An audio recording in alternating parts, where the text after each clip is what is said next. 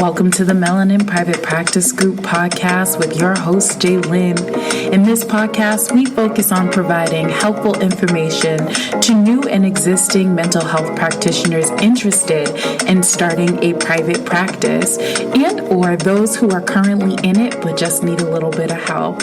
If you are ready to receive this word, let's dive in. Here we go. Hello, everyone. Welcome to another episode of the Melanin Private Practice Collective podcast. I'm your host, Jaylyn, and today we're going to be talking about the importance of understanding business decline. So, throughout my research for this podcast series, I came across a survey from the American Medical Association. And the survey had about 1,400 participants, physician groups that made up 10 or more employees or 10 or less employees. 78% of its respondents were 10 or less employees. So just to kind of give you an idea of who we were talking to or who they were talking to. Shockingly enough, out of the 78% of physician groups that had 10 or less employees, they all reported that they were experiencing financial strain. Yet, 80% of its respondents that had 10 or more employees had reported that they just had a financial loss. And so I kept asking the question, how did the cybersecurity attacks have a direct impact on both of those outcomes? So what I'm looking at is the 80% that only reported having a financial loss, did they have other issues that were taking place in their business? Such as, did they have low staff retention? Did they find that they had cash flow problems? Did they find that they weren't able to pay their vendors or all of the platforms and softwares and rent? All of those things came into place. Were they solely virtual? Were they in person? Did they have to worry about rent? All of those questions started to come up. And then I looked at the practices that have financial strain. And I began to ask the question of what was happening before the cybersecurity attacks took place that led to this disruption.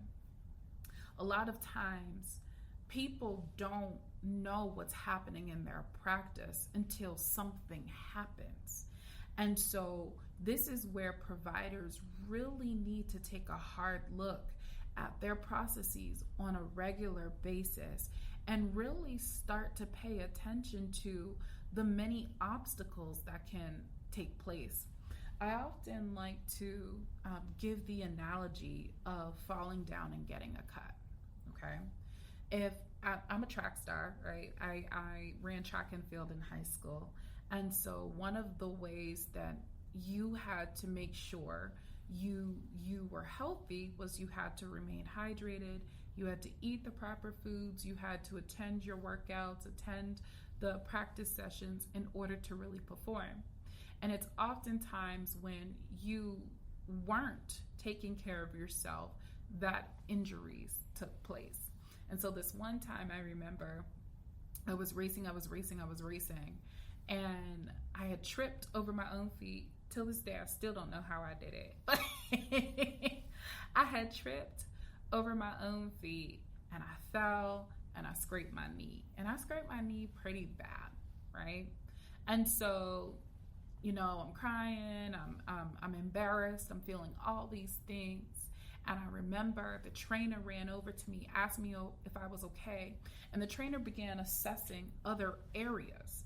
I'm focused on the fact that I'm bleeding, right? There's a bleed. There's blood coming out on the track. I need y'all to just bandage me up, right?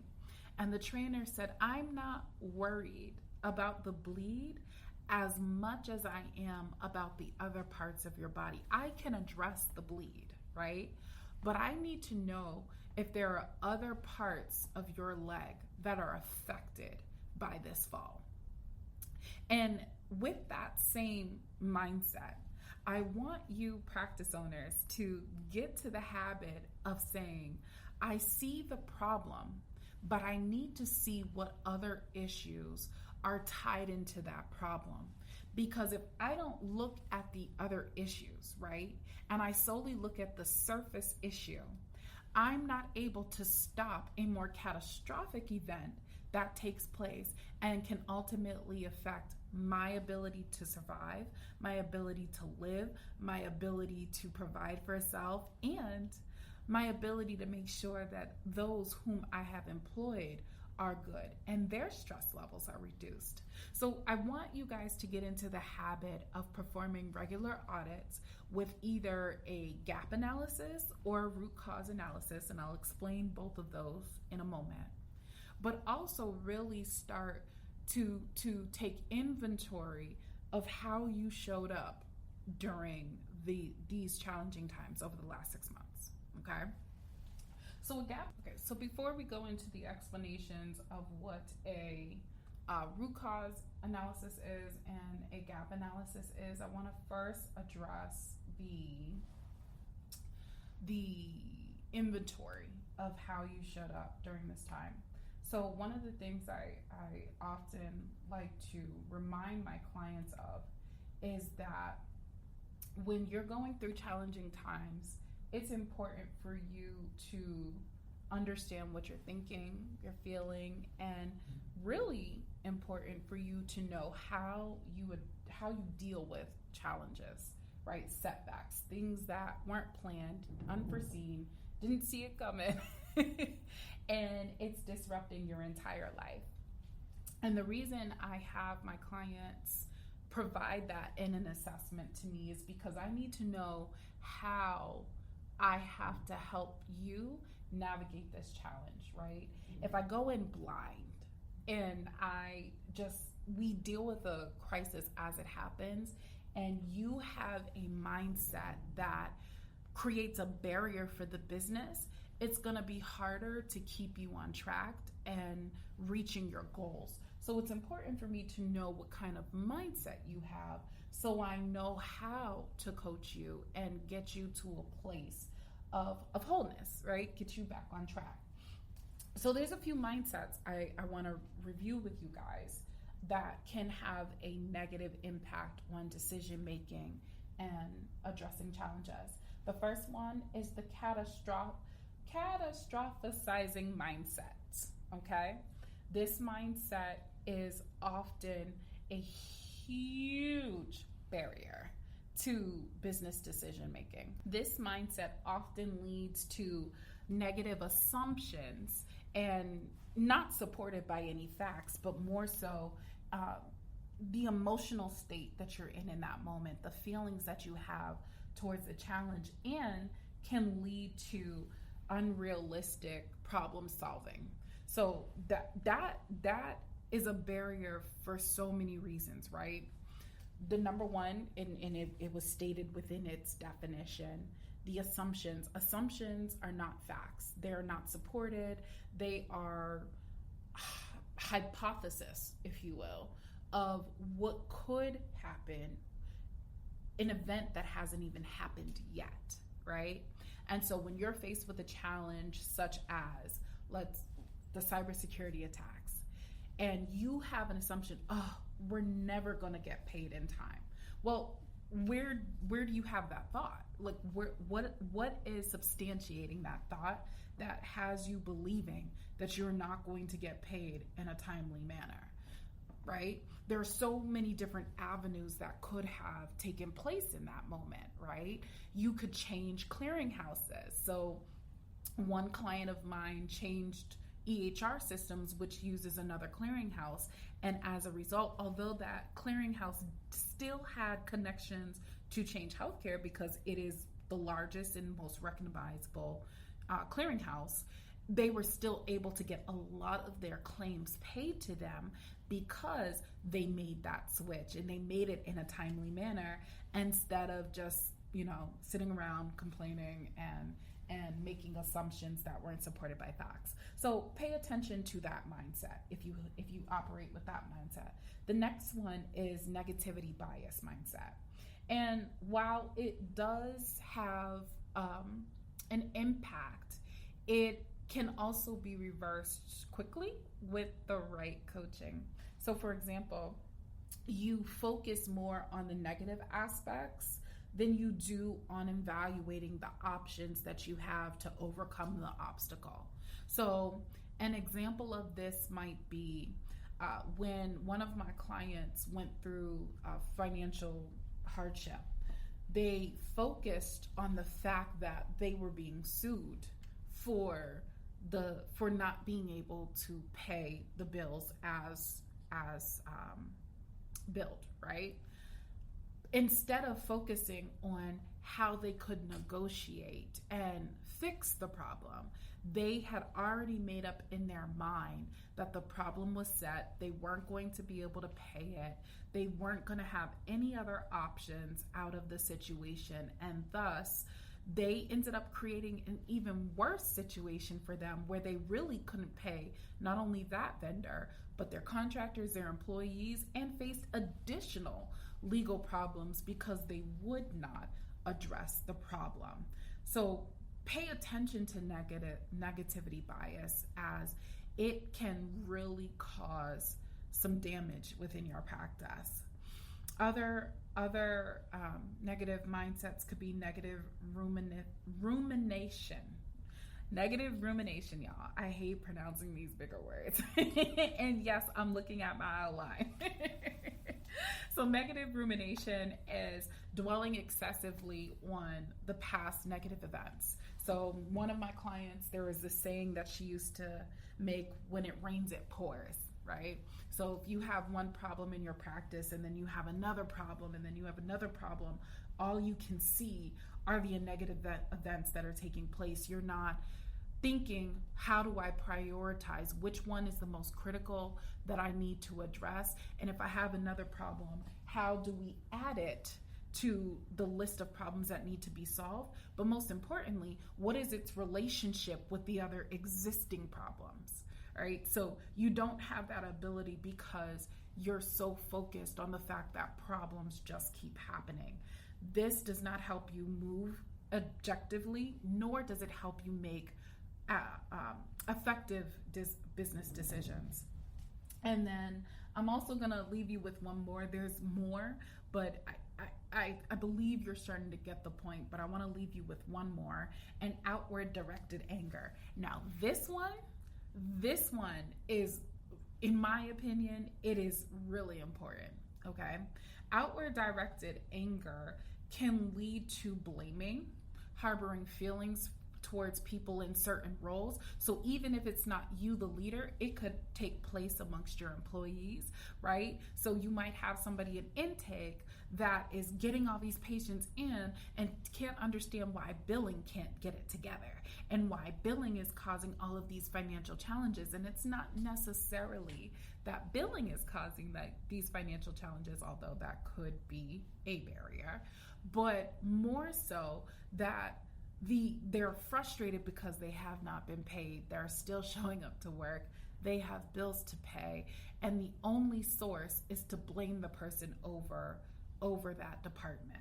So be careful of outward directed anger, even as a leader. Be careful of pinpointing things in this moment and making it seem like it's one person's or a group's issue, because there could be issues coming from another department that has your billing department delayed. Let me give you an example. If the clinicians, the physicians, do not enter the charges, if you have it set up where your clinicians enter the charges and not the billing department, if they don't do their part, then billing can't issue out the claims to the payers to get you reimbursed in time.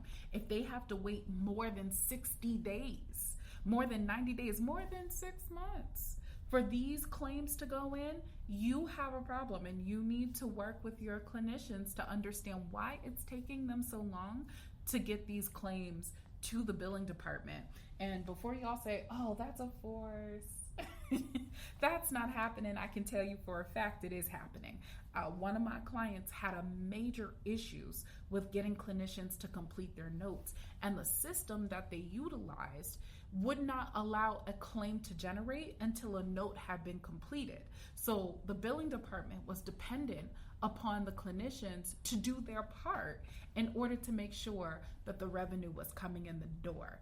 So make sure that you are looking at things objectively and that you are identifying root causes across the board. One of my favorite assessment tools is the Nadler-Tushman assessment, which basically correlates different departments and the relationships that they have and how different challenges can have a greater impact on those relationships. So we'll talk more about that in episodes to come. But be mindful of your mindset. Also, be mindful of your stress response. How do you deal with the challenges? That is one of the most important things that a consultant should know about you. And I say that because if you're the type of person that moves with avoidance, as a consultant, I can only do so much. Now, that also depends on the type of contract you have, right? If I have an execution contract with you where we are doing the work for you, for your organization, on your behalf, that's one thing.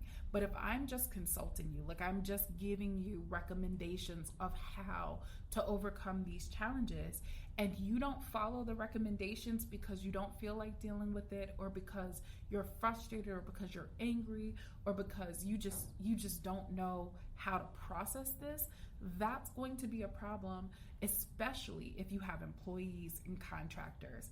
As a business owner, you don't have the choice of not showing up for your business. You have to show up even on the days where you don't want to. Now, that's not to say you don't take vacation and rest time and be able to relax, but it is to say that you have a responsibility to keep your business afloat even when you don't feel like doing it. I could name a whole bunch of things that I'm dealing with in today's time, but regardless of what I'm dealing with personally, I still have to show up in my business, right?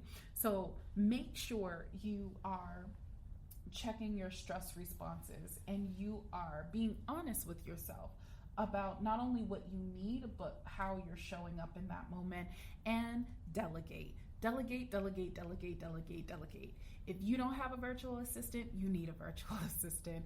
If you don't have a practice manager, you need a practice manager, because when you don't want to do something or you can't do something, your practice manager should be able to have the authority and show up and do the very thing that you need them to do when you can't. So those are some quick tips about taking inventory of self, how you deal with the situation. And the last talking point on that is grieving the experience. I cannot stress that enough. Go through the grieving process. I understand you have patients to see. I understand you have a business to run. But if you are not taking care of yourself, if you are not showing up for self, you cannot show up for the business. So grieve. Go through the process, cry, make all your negative thoughts happen, and then release them, right? Release them. Give them back to where they came from. Take your power back and start showing up for your business. Okay, so now that we've addressed mindset, we've addressed the grieving process, we've addressed the stress response, now we're going to talk about how to discover the problems in your business. So for starters, a root cause analysis is basically an assessment that helps you dive deep under the surface to identify the initial point, the initial challenge that your business started to face that started to develop other challenges in other areas, or maybe even in the same singular area. And it helps you to be able to see the problem and then be able to create an action plan to overcome it. A gap analysis, on the other hand, is basically an assessment tool that allows you to identify where you are, identify where you desire to be, and then in between is the gap. All of the things that could potentially lead to you not meeting those goals. Okay. So in that gap analysis, in when you finally identify the gap, there's an investigation stage that takes place. And in that investigation stage, you are identifying all of the obstacles that are creating the barriers from you getting to where you desire to be. And then you're creating an action plan based off all of those identifiers. And you are moving towards that desired state by every time you address an obstacle and get it back on its course. Really and truly, and I'm going to re-emphasize a point that was made earlier, utilizing these tools help you to identify issues on an ongoing basis. There should always be a point in business where you're constantly monitoring and reevaluating the processes and really taking stock on how you are showing up for your business. It may be that you need an entirely new EHR practice management system, right? If there are times in your practice where you will outgrow a system. Let me give you an example. One of my clients uses Therapy Notes. Therapy Notes is very manual. I don't care what anybody else says. While they are in many ways trying to incorporate more automations and make things easier for providers and their staff, it is very, very manual. And so what happens in those manual processes, that requires more human capital. It requires more staff to be able to keep up with the demands of your practice.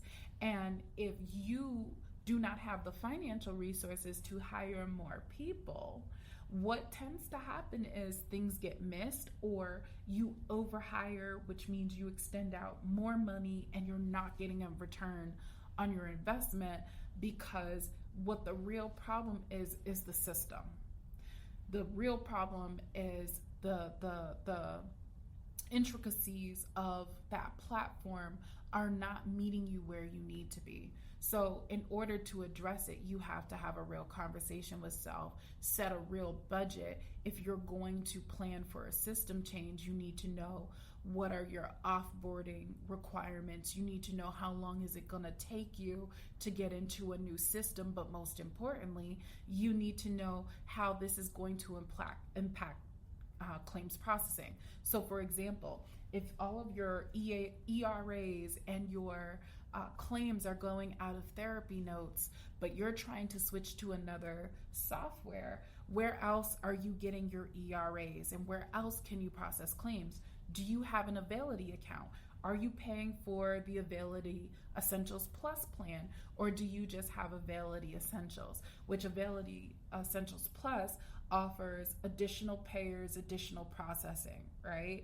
So you need to pay attention to how long it takes for you to be able to get your new system up and running, have all your patients entered into that new system, and have your payers changed over to this new system for processing. Some payers take 14 days, some payers take up to 60, sometimes even longer. So you need to understand what those requirements are and plan for those transitions in a smooth way. And in order to do that requires you, once again, to know the barriers that your practice is facing and recognize when it's time to move. But most importantly, I'm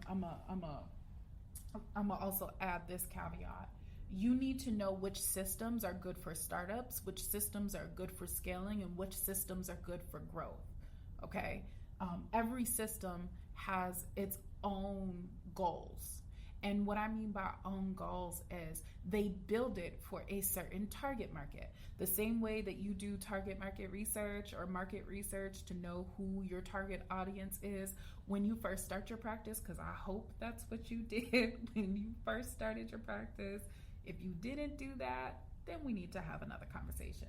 But I won't get on you today on that. We'll save that for the next one.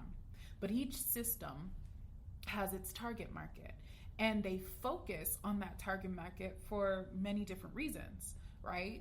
One system might be focusing on newer practices because they need the support, so it might be heavy automation like Simple Practice. But another system might focus on group practices that are expanding because they offer additional features and additional reporting and services to be able to support the level in which they're at. So you need to know which systems are good for startups versus which systems that are good for established practices, so that as you're identifying these barriers, you're not purchasing the same type of system that's really not going to support you for where you're growing to and creates more problems. Also think of it, because I've heard people say that, oh, systems are an investment, it's something long term, you need to buy a system that's there for you at every stage. Well, let me tell you, I've also had clients buy systems, invest in systems that they would outright own, but did not support their business needs for where they were. So they were basically paying for a system that could not help them, that it costs more money to utilize it than to actually help them with their goals, and making sure that automations were in place and making sure that they could track trends and collect additional data, such as SDOH barriers. For those who don't know what SDOH stands for, it is social determinants of health. So really making sure you understand why you have the system that you have, and make sure that in your annual plans, whether it's at the 3-year mark or the 5-year mark, that you're incorporating things like upgrading to a new system to support the level of growth in what you have. Okay, so that's being able to assess your problems, understand your problems, and respond to your problems. And then the third part is strategic thinking. Okay, now earlier I talked about your stress responses, avoidance, and really just kind of pushing away from the challenges that are happening. As you're going through your grieving process, I also want you to start taking into consideration all the ways that you can get out of that situation. And a part of that is strategic thinking. A part of that is looking outside of the box, outside of self, outside of feelings, and being able to say, how can I make the most impact on addressing this barrier and getting to the next stage in my business? So for those who don't know what strategic thinking is basically a way of looking at defining the processes that tie into the direction of the vision your organization wants to go, right? So if I am having a problem with, let's just say, my billing team posting ERAs, right? Giving us an accurate picture of what we received in outstanding reimbursements versus what is still outstanding. If I know that I'm having this problem, I have to look at the barriers that my employees are facing. And the barriers could be anything from a skill gap, like they're lacking certain skills, certain time management skills, certain multitasking skills, certain organization of work skills. It could be an issue where maybe they're having problems actually posting the ERAs to the system. So for example, in therapy notes, you would receive, under the billing tab, there is a section where ERAs get listed, and the number would what's the word I want to use, would attribute to how many ERAs were available to be posted to the system. And so you would click on that link and you would be taken to the full list of the ERAs, all the patients that were paid from this particular payer, the amounts that were paid or not paid, and then you would post it and you would see that updated in the patient's chart, that particular transaction would be accounted for. Now, areas in which there could be a problem is if, let's say, one of the issues that I had with this particular client in ERA posting was that there would be a charge, let's say, for family visit. The patient would be seen individually, but then the patient would also be seen within a family session.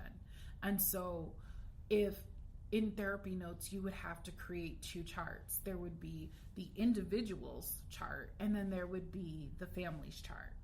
And the system would sometimes pull the individual chart versus the family chart.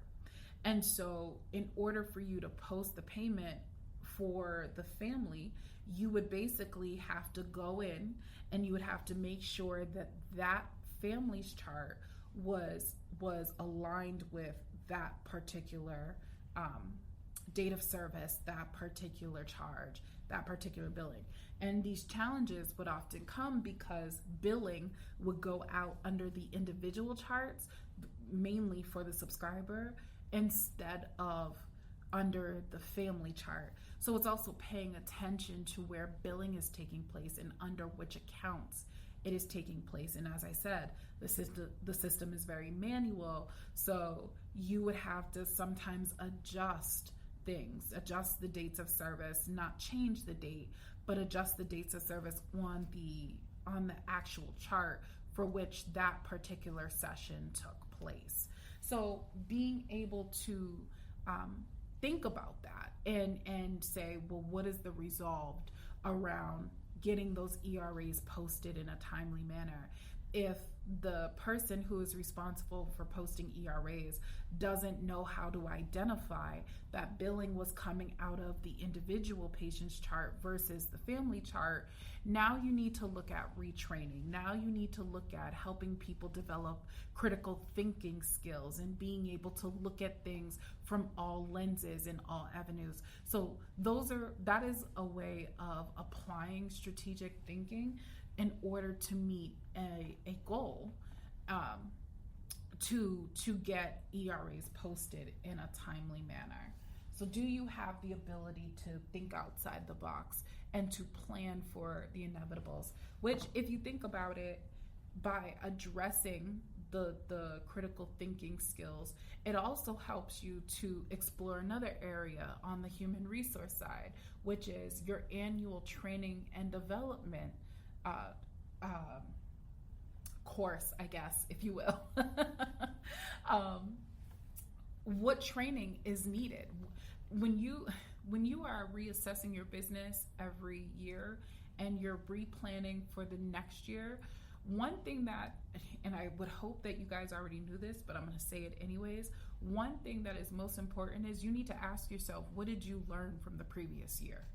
You should never be going into a new year, a new fiscal year at that, bringing the same challenges that you had last year.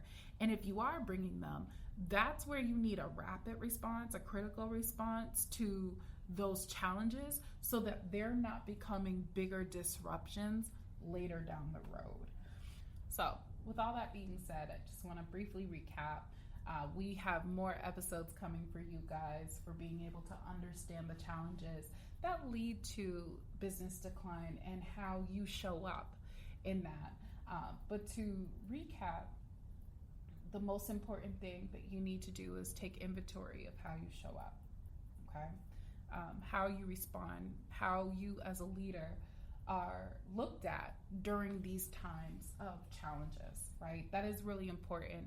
I can tell you one of my clients, although she lost a significant amount of staff during the initial disruptions of her business before the cybersecurity events took place, I can tell you that each and every single one of her staff members still have the same level of respect and honor for her, because even on her lowest days, she still showed up. Now, she might not have always done things the right way, but one thing that they could never say about her is that she didn't show up and she didn't maintain transparency, because she was transparent at almost every level. So know how you show up, know how your staff are feeling, provide supports for them. Even if you know you don't have the capacity to do that, have a resource for them to provide that support on your behalf when you can't do it. Assess your business. Routine basis. You should be looking at every area of your business and identifying areas for improvement, but most importantly, identifying the bottlenecks. We'll talk about that term in the next episode, Bottlenecks are basically leakage points, blockages, obstacles. You've heard me use that term throughout this podcast. Obstacles that can lead to bigger problems later down the road. But most importantly, think outside the box, strategic thinking. Adopt a forward mindset, a forward way mindset. Being able to look at a problem after going through the grief process and say, okay, what are our options? What resources do we have to support these options? And how do we improve? You guys, thank you for taking the time to log into this new episode. I look forward to hearing the comments and the feedback from all of you, and to those who have been rocking with us over the last 3 to 5 years. I really appreciate y'all from the bottom of my heart.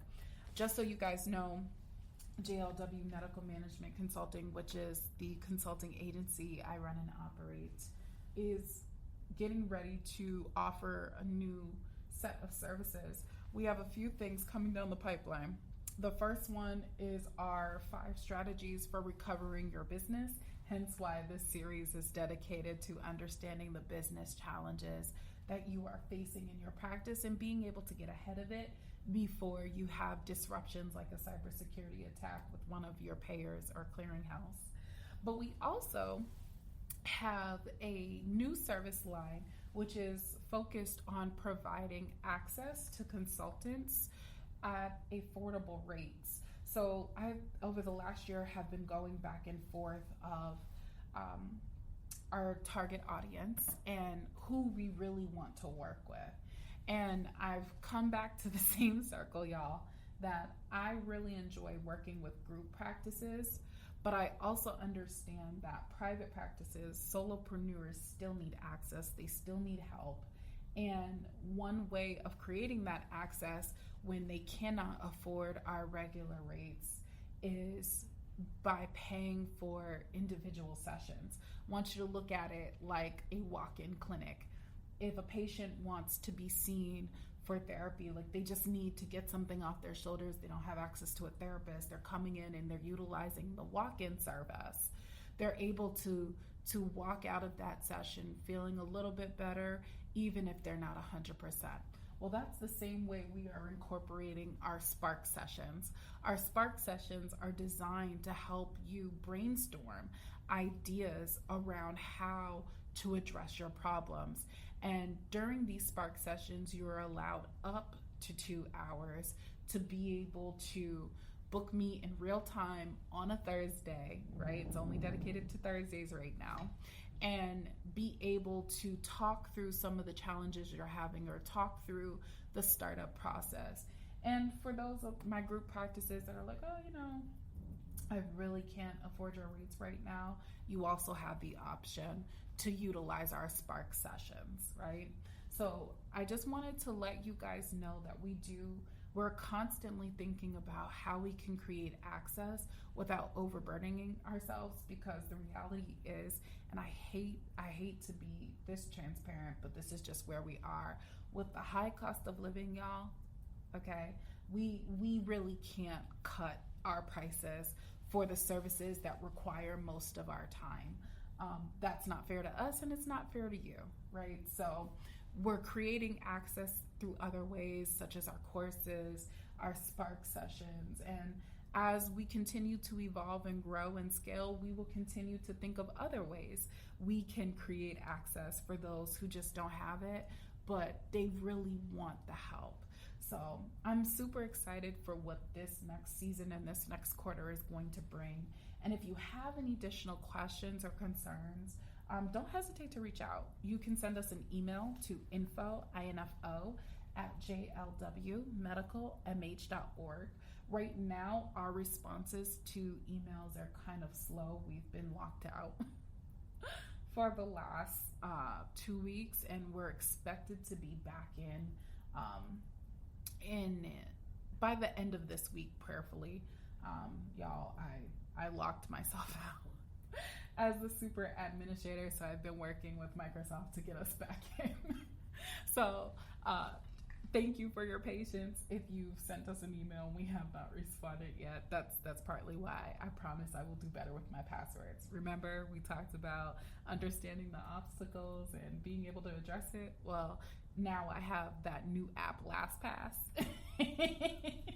where it holds all our passwords, because this has been a nightmare. So thank you all for tuning into this episode once again, and we look forward to hearing more from y'all. Have a blessed day. Well, friends, that's our time. We hope you enjoyed today's episode. This podcast is sponsored by JLW Medical Management Consulting. We are now accepting applications for the Patient Referral Program and the 90-day Private Practice Bootcamp. If you would like to learn more, please visit us online at www.jlwmedicalmh.com. We look forward to seeing you next time.